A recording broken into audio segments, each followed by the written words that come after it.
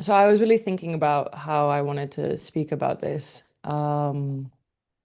especially because it can be a little out of the blue when someone just goes online and sees that somebody is so, avidly, pro or talking openly about menstruation, especially because it is still weirdly a taboo in our society. And it's not necessarily so much a taboo as, you know, um, as a subject not necessarily spoken about in the media anymore, like it used to be maybe 10, 15 years ago. But it's still not something that, for example, I know that mothers are prepared or willing to very openly speak to their daughters about. And I think one of the things that I would love to see in this world, to see from women, to see from mothers, to see from daughters, is to start bringing this discussion into how you raise your daughters, because it's such an integral part of our life. Um, One of the books I read, one of the pioneers in this called Red School, they're an amazing school in the UK, founded by two women, talks a lot about what's known as like our menstruality, like our we go into menarche, where we become initiated into menstruation and we, menstruate throughout our lives and we may or may not give birth. And then we, end with menopause. But I think that just like anything, any kind of thing that we begin, the way we begin something kind of lays a foundation for how we, interact with it or form a relationship with it throughout our lives.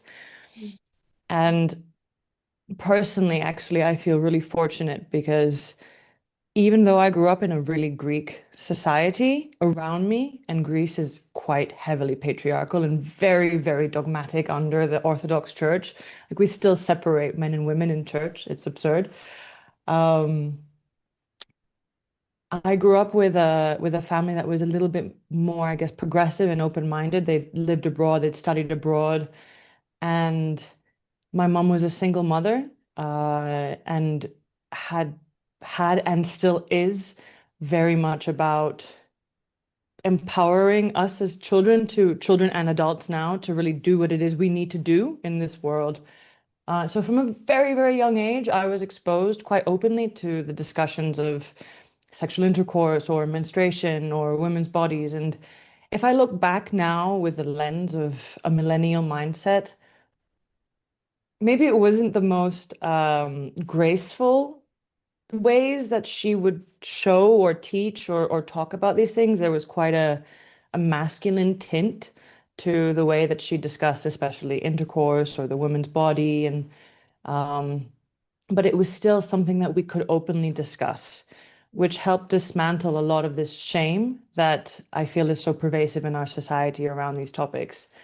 Um, and I very distinctly remember as well as a very young girl, my grandmother speaking about the day that I bleed and the day I become a woman, like this initiatory rite of becoming a woman.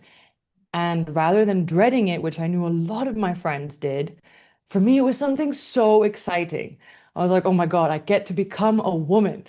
It's it was building up and building up. And I remember all my friends around me were getting their periods, and I was sitting there anxiously, like, okay, but what about me? What about me? I had gone through this crazy growth spurt as a young girl, and I was still the only one in my class with no breasts, no nothing. My hormones hadn't started yet. And I remember still to this day, we were in year 6, and our teacher had asked us to to learn how to create scrapbooks, which was a really beautiful thing, actually, in hindsight. And it was summer, July 9th, 2006. And it was the day I started bleeding. And I wrote it down in my scrapbook, and I was so excited. It says July 9th, 2006. Yay, I have become a woman today. And Um, and I remember, calling up my grandmother, calling up my mother, and they were like, oh, okay, great, wonderful. And I remember my mother coming home. She was out, I think, to work or something, and she'd brought like pads and tampons and all of these things. And she sat in the toilet with me and physically showed me how to open up a pad and put it on my underwear. And she showed me what a tampon looked like. obviously saying, not yet. Um, but down the road, this is also something that you can, consider. And this was kind of my introduction into menstruality. And I feel like this planted the seed in me, which, despite what I will later share, it still, I feel like it helped me come back to the respect and the excitement that I have towards menstruality, and to being a woman. Um, I I share this a lot with my friends still, and I talk a lot about this with my partner. And it's considered still a little bit ick, a little bit weird.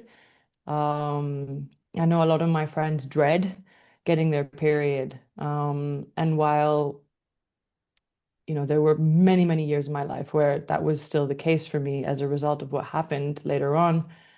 Nowadays, I actually really relish the time where I bleed. The difficult part for me is the premenstrual window because I have quite intense PMDD. So I go up and down intensely in my hormonal cycle.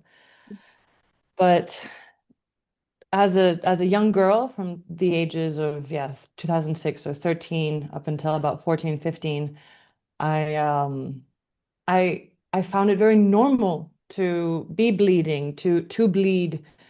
There still was an kind of an incapacity to discuss this with friends. There wasn't a very open field of conversation. Sometimes we would say like, "Oh, do you have a pad or this or that?" But it still was, and I believe still is, as teenage girls, we're a little uncertain of how vocal we can be with this, especially when you have friends from different backgrounds. Um, when I moved to the US, I was taken a little bit out of this bubble of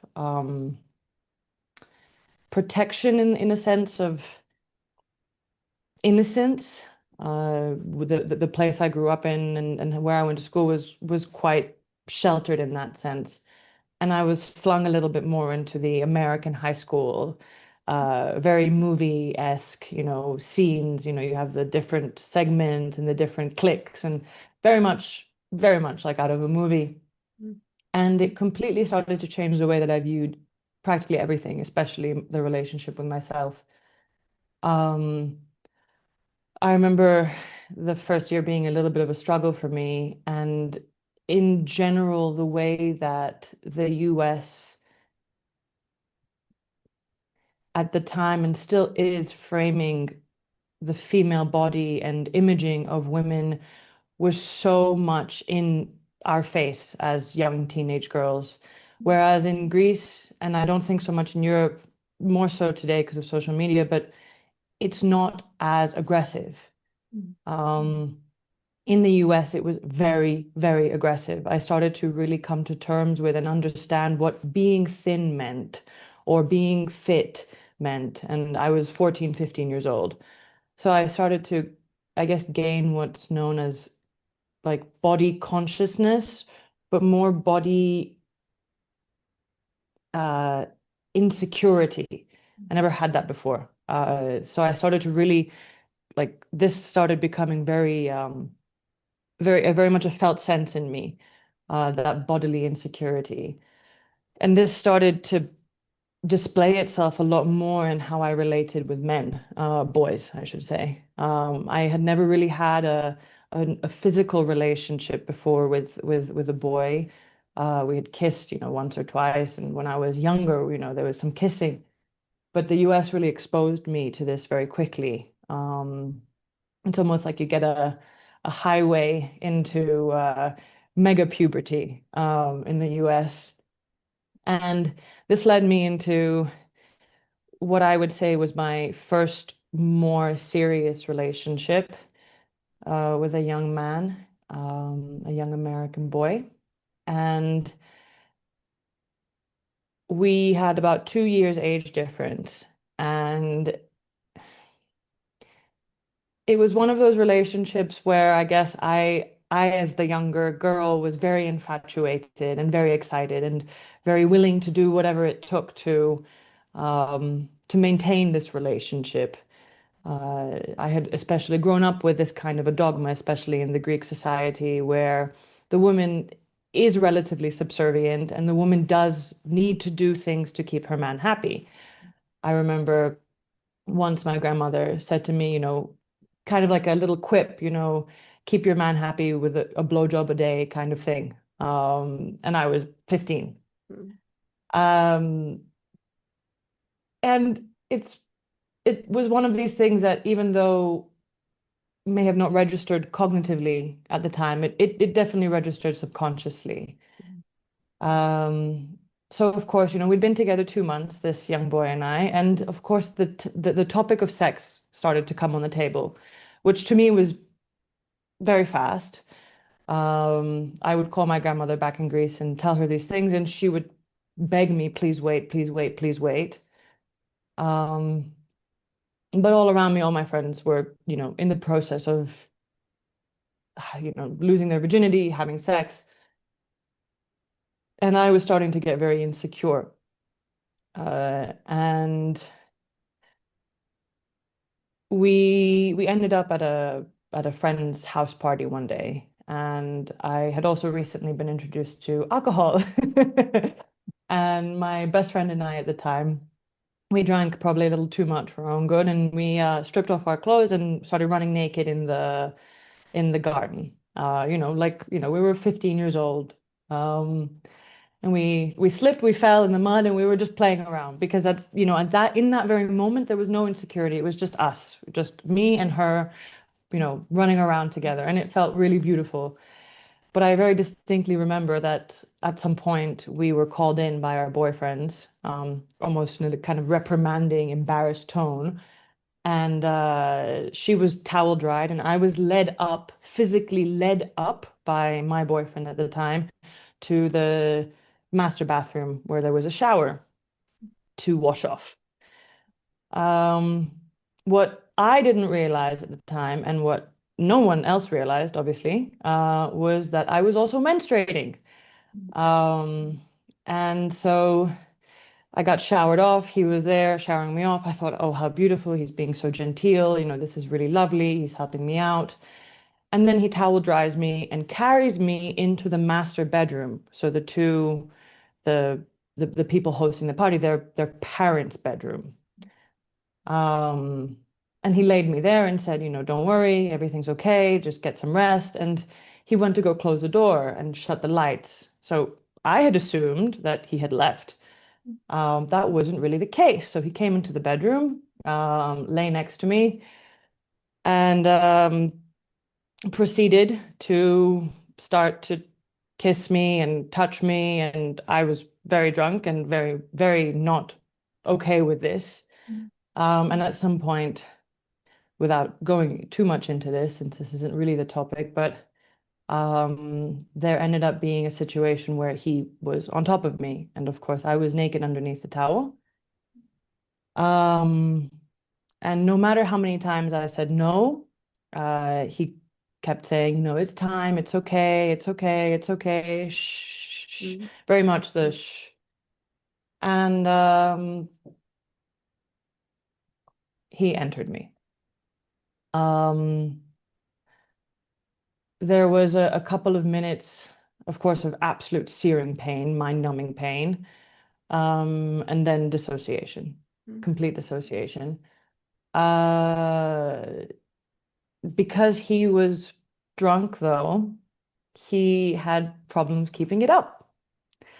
And every time that it would go flaccid, he would pull out, get annoyed, and then go back in again. And I was sitting there wondering, uh-oh, what am I doing wrong? I'm doing something wrong.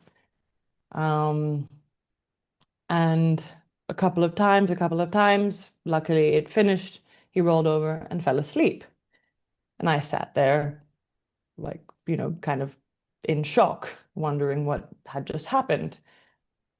And in that very moment of trying to piece together all the different fragments of what had just occurred, I heard outside the door a rupture of laughter, just screaming, like the entire party just erupting with laughter. And I just further cowered, into myself. And they just kept laughing and laughing, and it just got louder and louder. And there was a knock on the door. And I said, yes. And my friend opened the door, and the light streamed in. And as the light streamed in, you could see that there were red patches on the white carpet, and of course, red patches on the white bed, the bed sheets. And they started coming into the room, and I'm sitting there, in absolute horror, so shock, then quadruple shock. And I come to realize, oh shit, I have bled all over the carpet, which further compounded, this shame of having done something wrong. And so I immediately got up and rushed into the corner and just sat there with a towel around me, like basically catatonically moving back and forth until luckily my friend realized, like, uh-oh, we have a code red here. She came, took me, and just immediately called a taxi, put my clothes on, put me in the taxi, and took me home. Um, what happened subsequently after that only served to further make this probably one of the more jarring situations for me with regards to menstruation. I found out the next day. So I got home, just crawled into bed and fell asleep. The next day, my friend called me and explained to me what happened. Um, so there had been blood stains and like little, gloops that we get sometimes as women from the bathroom all the way to the main bedroom. And of course it had to be cleaned. So there was 4 or 5 of the kids that had, said, okay, we'll do it. My boyfriend at the time had woken up, of course. He took one look at it and apparently fainted. So he was not part of the cleaning crew. No. Yeah. So it was a group of my friends who started cleaning. Um, but in the process of doing it, they were having fun. They were also quite drunk. They started taking pictures. Um, and these pictures ended up on Facebook under an album called The Cunt for October, CUNT, which was a play on the movie and the book. Um, I remember hearing all this on the phone and saying to myself, well, this is great. I, I vividly remember just trembling with like saying, okay, great. Thank you for letting me know, and hanging up and just sitting in my bedroom wondering like what kind of horror movie, American TV show have I just walked out of? Um, it took me a few hours or so to really just digest what had happened in accordance with, both the fact that I had been raped, which took me years to really integrate and even use that word, and also to the complete violation of all personal privacy with regards to my menstruation. So those two concepts became like enmeshed together in me. Just this violation of my body, that my body, my blood was not my own. It was something to be ashamed of. It was something to be um, paraded around as something to laugh at. I remember going downstairs and sitting on the balcony with my mother and trying to explain to her what had happened, but also with the terror of a teenager knowing that in a day after the weekend, I would have to go back to school and see these people. My mother's reaction as any adult and parent was, this is actually a crime. We need to report this. We need to call their parents. We need to get everything involved. We need to call the school. And all I could do was cry and say, please, no, please do not do any of those things because it will just further make my life hell. Um, and after a lot of coaxing, she agreed. She did basically ban my boyfriend from the house, and she said that she would have a discussion with my friends to take down the album. Um, on Monday, I went back to school, and I had already made the decision that I need to be strong. I need to pretend that nothing has happened, and if it comes up, I have to make sure that it's kind of like water off a duck's back, like I can't make too big of a deal of this. Otherwise, I will become, target number one. And I remember going to the downstairs wing where all my friends were in the theater crew. And of course, there was so much of this, being talked about and laughed and jokes shared and, the title of the album discussed, Comfort October. And it was there. It was very there. It was very alive. And I tried to approach my boyfriend, and he just pulled back in shame, in embarrassment of me, of the fact that he was associated to this bloody mess, right? As I guess you could quip in a witty sense. Um, and of course, coming from a place where there was already insecurity, the seed of insecurity being there with regards to my body, to myself as a woman, um, this event spiraled into so many different ways of my misuse of my body, misuse of relationships, and really created a extremely toxic relationship with my menstrual cycle. It was That's actually when I started to really experience super intense cramps, really heavy bleeding, irregular periods. Of course, there was so many different ways that my psyche had to find a way to cope.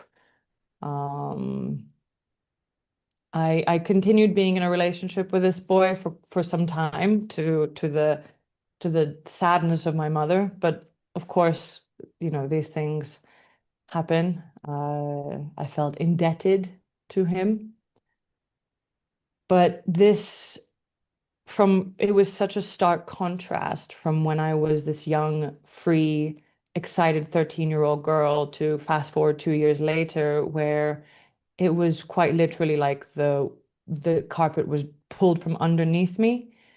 Um, and from then all the way up until the age of 25, 26, menstruation and bleeding and female bodily fluids and just being a woman was tantamount to disgusting, to dirty, to shameful.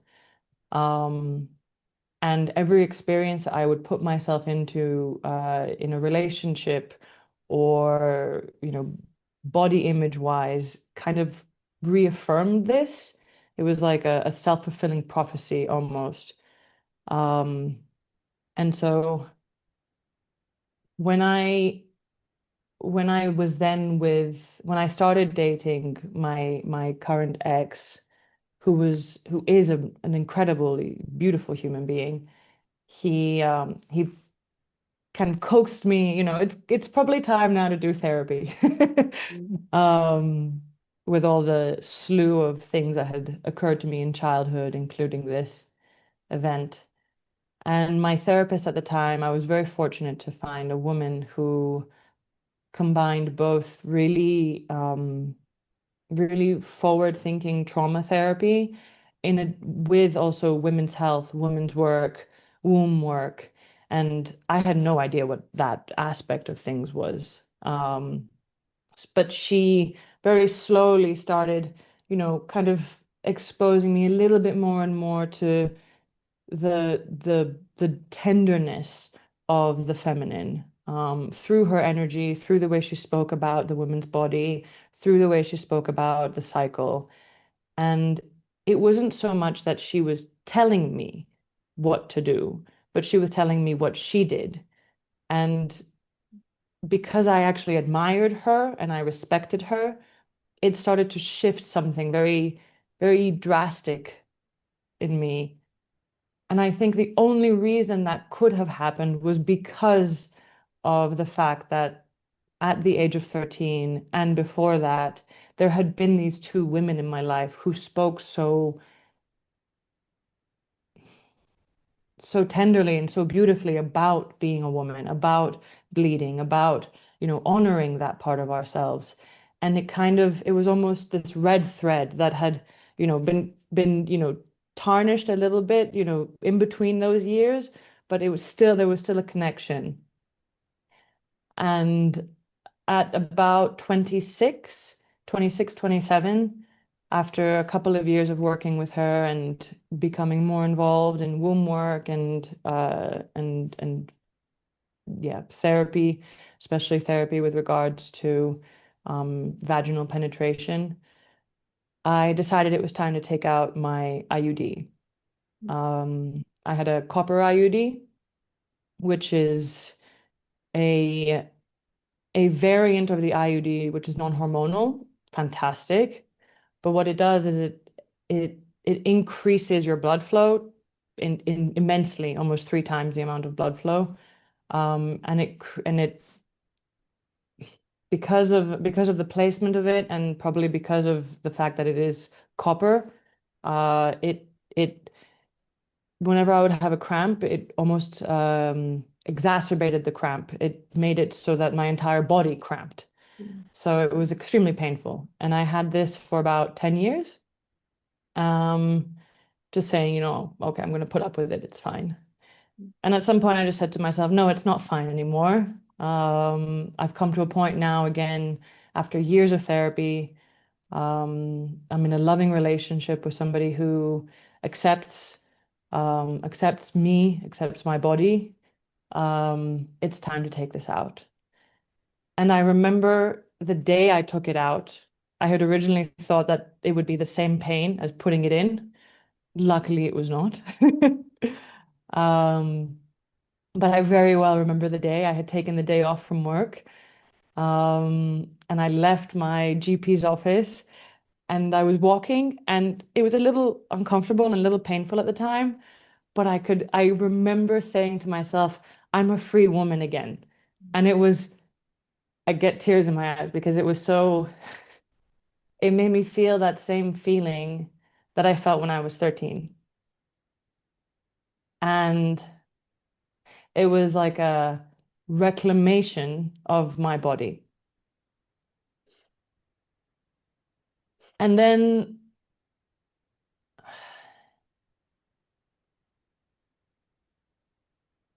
ensued a period where, because the copper IUD was not hormonal, I didn't have an issue with my period, having to come back into normalcy, into a cyclical rhythm again.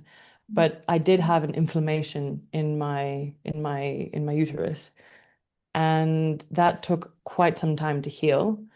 And as a result of that, there were some infections that followed, um, which made it, which brought to the surface a lot of these feelings that I had kind of squelched down since I was a teenager, since the event that happened with um, the rape, my rape and the menstrual exposure.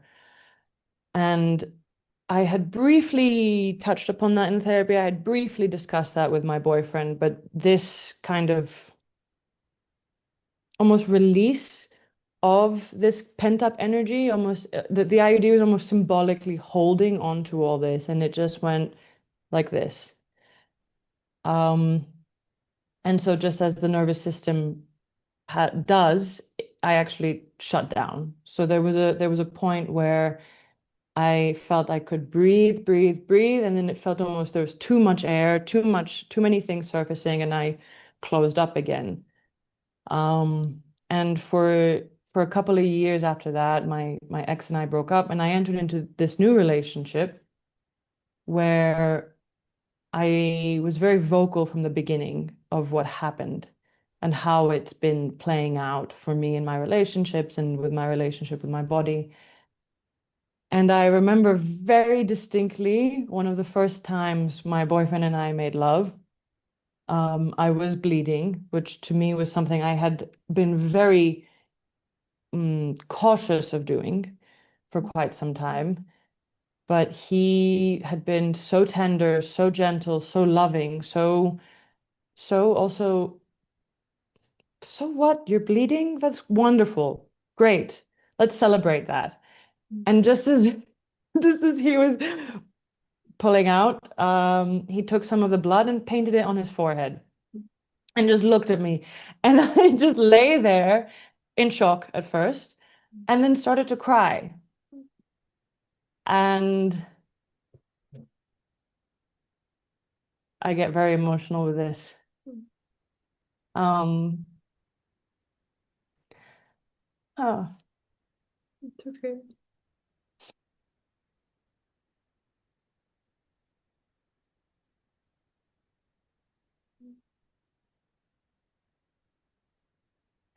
and it was as if in that moment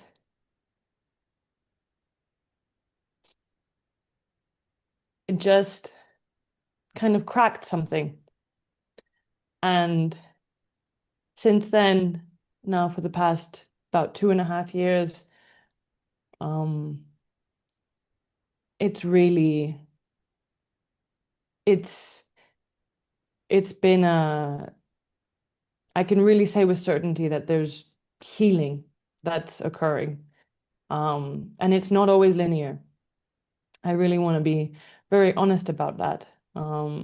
It's because it was so intertwined with the act of rape and the act of being violated in all senses of the word. Um, it is even more ingrained in the nuance of nonlinear healing. It's like Mm. it's like coming to terms with who you are as a woman while also coming to terms with the fact that I was violated, but now I'm safe. And those two things going hand in hand. And also being able to say, also being able to differentiate, okay, I'm actually bleeding now, and do I actually want to make love, or am I doing it just because I think it's healing? And so I have to be very, very aware of myself and really modulate how it is I want to proceed and I want to feel, especially during that time where I am most sensitive and women are most sensitive during their bleed. So it's been an incredible journey relationally for both of us because this type of wound cannot heal fully, deeply, more integratedly until it's also dealt with relationally. And it's also been an incredible journey for me personally with my relationship to my body. Also, not a linear healing. I mean, no matter how much I would love to say, after 2, 3 years of, therapy, it's all done and dusted. That's not the case. There's always new layers that come up. And the intimacy with my partner brings up these new layers and brings up this vulnerability, brings up this, oof, what's going to happen if? Um, but I think that having someone both as a therapist and also a partner to be vulnerable with in this space has been such a healing thing for me. Um, yeah, so that's my story. But if I can say the one thing that I believe was so vital for me in all of this was the foundation of it. Because I know a lot of girls who have had shameful experience or who have experienced being shamed for their menstruation and for their bodily functions as a teenager and in their 20s who did not have the privilege and the tenderness that I did as a young girl from my mom and my grandmother towards this, towards menstruality. And instead of then finding a way later in life to integrate what happened and work through it and have this seed of hope somewhere there, I can see in them that it's become more contracting. Mm. And our society doesn't create a space really, truly, where we can talk about these things in a way where we say, that hurt, that was not okay, uh, that made me feel really bad. Um, to receive shame for something that is so natural to us. We don't have a support system. I can see nowadays, luckily, we have a little bit more open dialogue about menstruality, and we have a lot more open dialogue about the functionality of menstruality or of menstruation, how we can support ourselves as women and how we can. That is incredible, absolutely incredible. And I think that this is the right these right steps forward. If I can if I can add, what we also need though is to dismantle the taboo, to dismantle the shame around it, to make it something that is just like breathing for Mhm. us, that it Normal. becomes a natural thing to talk about. Not side jokes, not, ooh, she's PMSing, or something that we take seriously, but also playfully, and that we create a space and spaces around this world that we can talk about it. And I know some societies have it a little easier than others because, if you go in places like the Middle East, or even in very highly dogmatically ruled places within Europe, very religious or places that are governed by religion. I mean, Italy right now, it has been governed by the Catholic Church for some time. You still have this reserved attitude that this has to be something done behind closed doors, never mentioned, never talked about. Mhm. Um, and we are still in Europe. I know from around the world, different areas have different levels of severity in this example. Um, and what I truly, really believe is that if we empower mothers, if we empower caregivers to start talking about this with their daughters, and within schools, within, classrooms, so that also boys learn, because, at some point they're going to come up against it too. Or, instead of being against it, they can work with it. Mhm. This is integral information for all of us. Um, I think if we can go back to the foundation, then we can start to unravel a lot of this chokehold within our society. And that's my wish. My real, real, genuine wish is to create a solid ground zero for all the girls. The, Mayan and South American and Central American traditions, there were initiatory rites to menarche, to menstruation.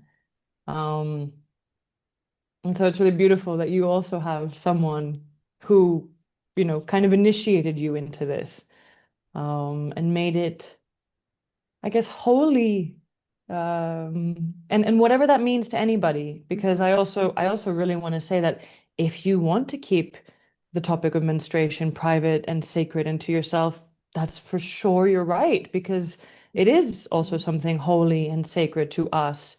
But we should have a choice. Mhm. Exactly. Yeah, Yeah, exactly. yeah. And I think that that choice also comes with this like foundational understanding. Hmm. Hmm. Yeah. And yeah, just I feel so much change can be done gradually just by vocalizing it, right? By sharing the stories, by, yeah, really, I'm sure you know these moments where you just comfortably say something about your cycle or your period in front of people and you see that little like, oh, like that's You're weird, like, huh? strange, right? But then like maybe a Yes. moment later, it's actually not such a big Yes. deal. That It's the funny you journey. say that Mhm. because I remember I worked my in my previous life, I was in a corporate setting in Mhm. shipping, and I was primarily in a desk filled with men. And there came a point when I took on my IUD and I started becoming a bit more in tune with my cycle. There came a point where I would just tell them, like, hey guys, I'm premenstrual. Please don't talk to me right now. Or I'm bleeding. It feels really heavy for me today. And it was very interesting to see some of the men were just not having it. But I started to really notice the camaraderie that formed with some of my male colleagues, especially the one that was closest to me. I would come in one day and say, I'm bleeding and it really hurts. He would say, I got it today, Natalia. Like, don't worry, relax. And I would say, oh my God, wow. Can you imagine if like we started really talking about this way? Yeah, well, Yeah, they're like beautiful. that's the other thing, bringing men on board. Men aren't against. Hmm. Hmm. Yeah, it's also about including them and like we need to normalize it for it to be normal in a way and teach Yes. them that it is normal through our Yes. expression and our safety within our body, right? Yes. In the late 1900s, we as women started gaining, a lot of ground. We had the big feminist movement, and the first wave of the feminist movement was all about equality, equality, equality, which is great. I mean, we have to pendulate to the other side in order to actually move something forward.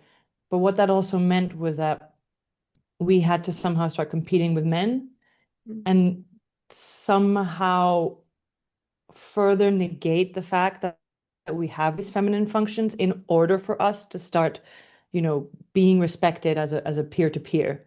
Mm, And so what I'm seeing now is we have this new age feminine movement, this contemporary feminine movement, which is all about more equity.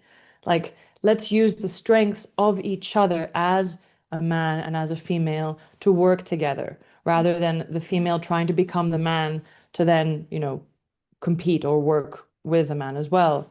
And that's really the revolution that we're talking about, is really like embracing the fact that, yeah, we're women. And every month we bleed. And, every month we also ovulate. And when we ovulate, we function at like 10 times the capacity of, superheroes. So really, like, how can we integrate that? mm. Um, because it's beneficial for everyone at the end of the day.